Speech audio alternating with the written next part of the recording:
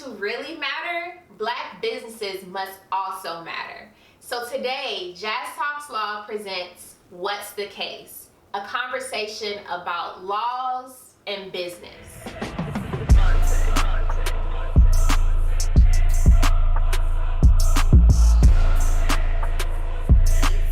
So today's case is Nick Cannon versus MTV/Viacom, since Viacom is their parent company.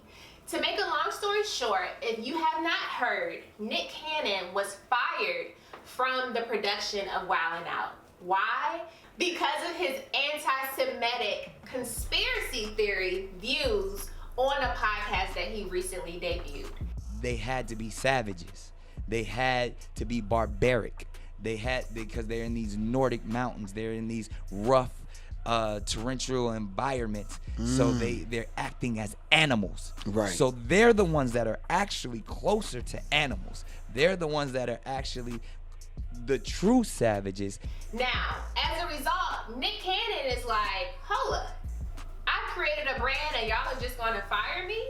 And the answer is yes. That's exactly what MTV did. In part, Nick Cannon said, I created a billion-dollar brand that expanded across a multi-tiered empire that is still Viacom's biggest digital brand. Based on trust and empty promises, my ownership was swindled away from me.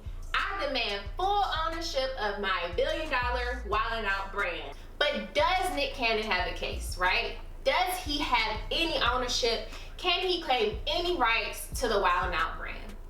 Unfortunately, and what we should all learn from Nick Cannon is that he does not have a case.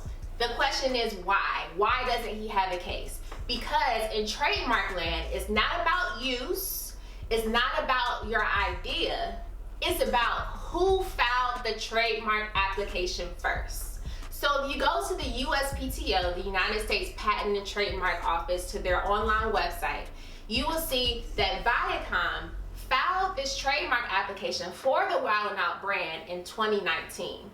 Therefore, they beat Nick Cannon to the punch. They beat Nick Cannon to the punch before he realized that things were going left with them, making them the only owner of the Wild 'N Out brand.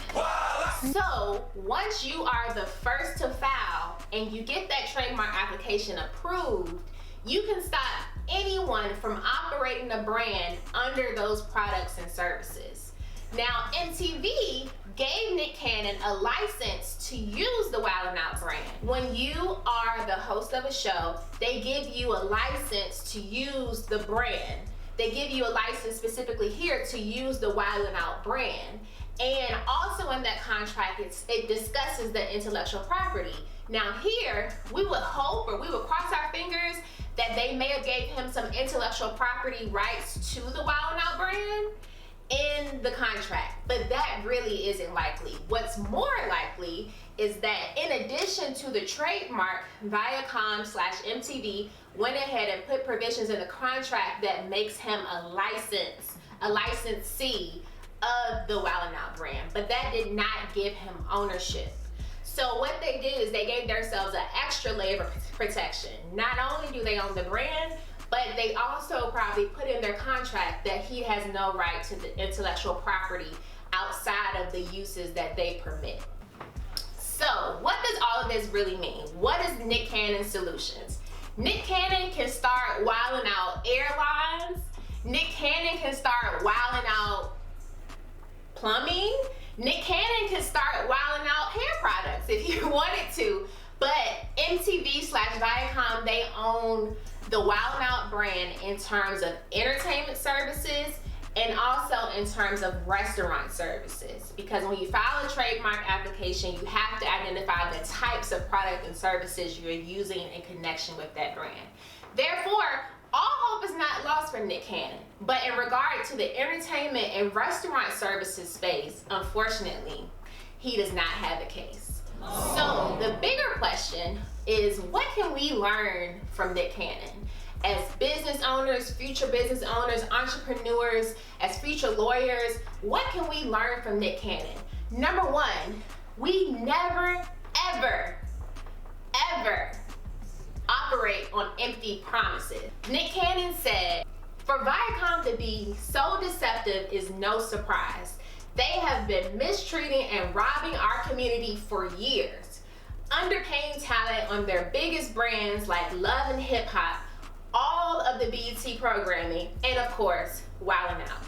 So we know this about not just Viacom, but many companies all around the US. Why do we continue to give them our trust so willingly? Get your fair share up front. Maybe when Nick Cannon signed his contract, he didn't realize what his brand would be worth years from now. And that may have led him to signing the contract, that may have led him to not pursuing that trademark like I suggest for all of my clients to do from day one. He may not have thought, this was something I needed to do. But what I want you guys to do is protect yourselves from the beginning. The moment you have that brand idea, the moment you have that business, that groundwork created, protect yourselves. Get the contracts, get the trademarks, get the copyrights, get all of that created from the beginning. Create a brand that is protected. Nick Cannon is probably also wondering what his lawyer was doing from day one when he first signed the contract for Wildin' Out. Future lawyers, don't be Nick Cannon's lawyer. Be better than him. Make sure your future clients are protected from day one. If Nick Cannon was my client, this would have never happened, okay? So your call to action is protect your businesses, protect your brands, but also be better than Nick Cannon's lawyer, because 5% of lawyers are Black and we need you. This is Jazz Talk Law. This is What's the Case, and we'll see you next week.